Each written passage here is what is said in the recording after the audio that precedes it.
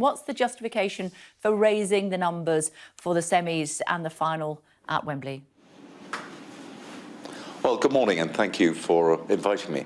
I think to some extent it is the benefit of our success with the vaccination programme. We have been proceeding cautiously. I was lucky enough to be at Wembley last night, where obviously there was a smaller number permitted. That was part of our events research programme, and we're now moving to the next stage, where for a number of events we will increase the capacity.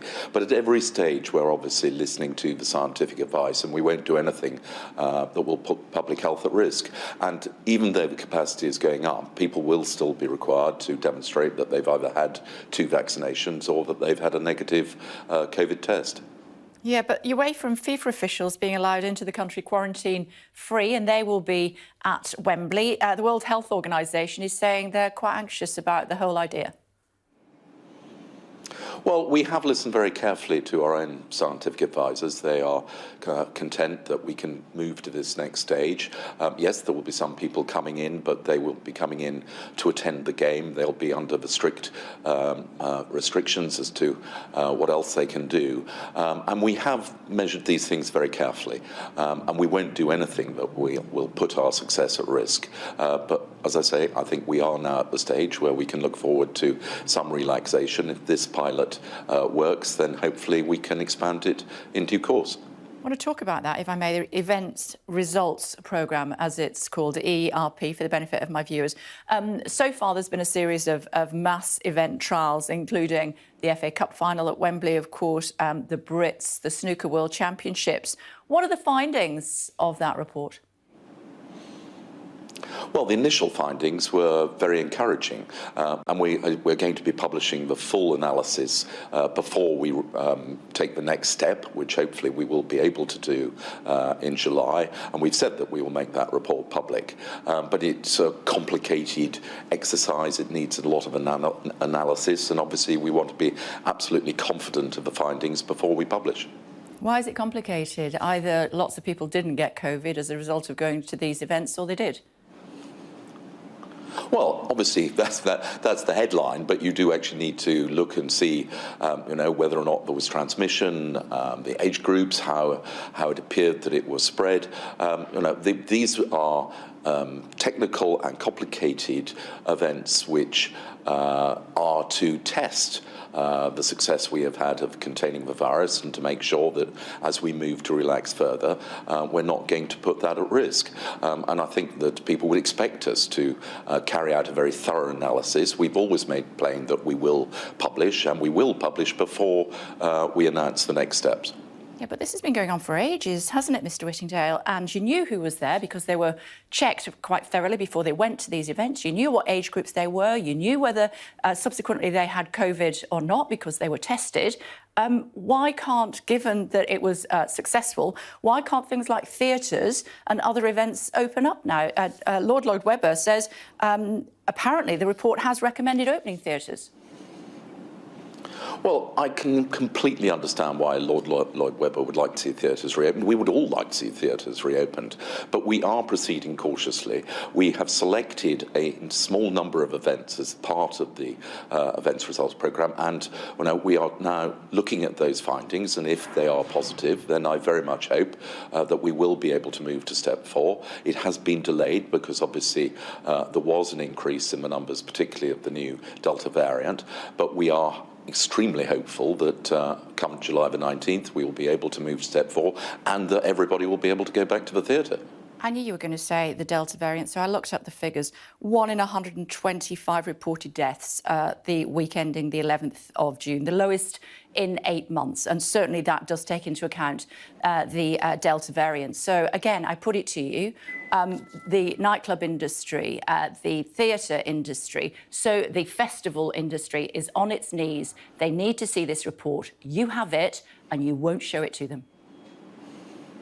We will show it to them. We've said we will publish the report. We've always been clear we will publish the report. Before we move to step 4, we will demonstrate to people the evidence and the analysis of the results of the programme and the basis on which we reach a conclusion that it is, I very much hope, safe to move to step 4. And we have been through a horrendous year or more now. The last thing we want to do is throw away the success we've had. It's only another couple of weeks. The Chancellor has provided huge support. Okay. We've got it. 19th of July, you're going to publish the report before then, yeah? Yes, we've said we will publish it before we reach decision on step 4. OK, fine.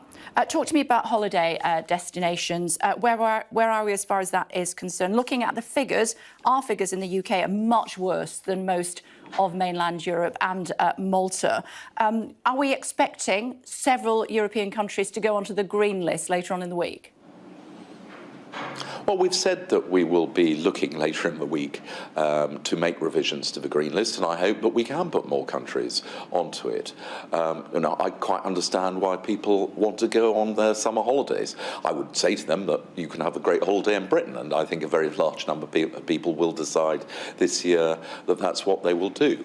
But having said that, people like to get away to the sun, and there are a number of countries on the green list. I hope that it will be possible to increase that number, but that's something which we will be looking at, as I say, later in the week. OK, I'm just looking at the figures as we're chatting, and Malta has got 1 in 100,000, Poland 3 in 100,000, Germany 8 in 100,000, Italy 12 in 100,000, France 24 in 100,000. Our latest figures were 93.7 in 100,000 here in the UK. What on earth is the justification for not having European countries on the green list? Well, that is just one of the measures that you have to look at.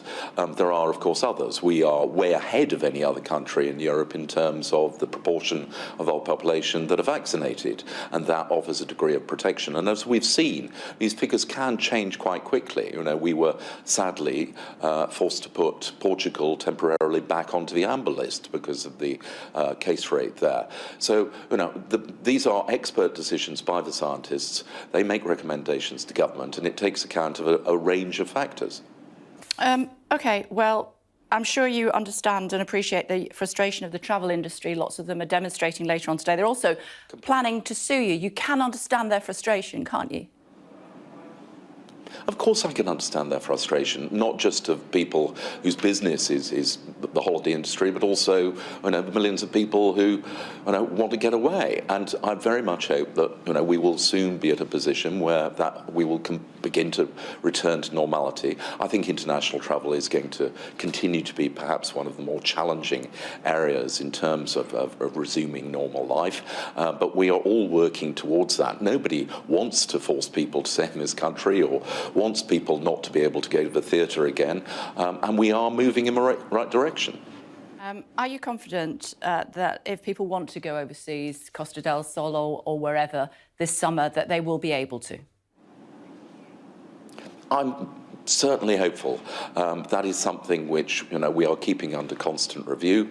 As I say, I hope very much that it will be possible to put more countries onto the green list. I hope that it may even be possible in due course to relax some restrictions for people who, for instance, have had 2 vaccinations. But I mean, these are things which are being kept under constant examination, and when we feel it is safe to make those changes, then we will do so.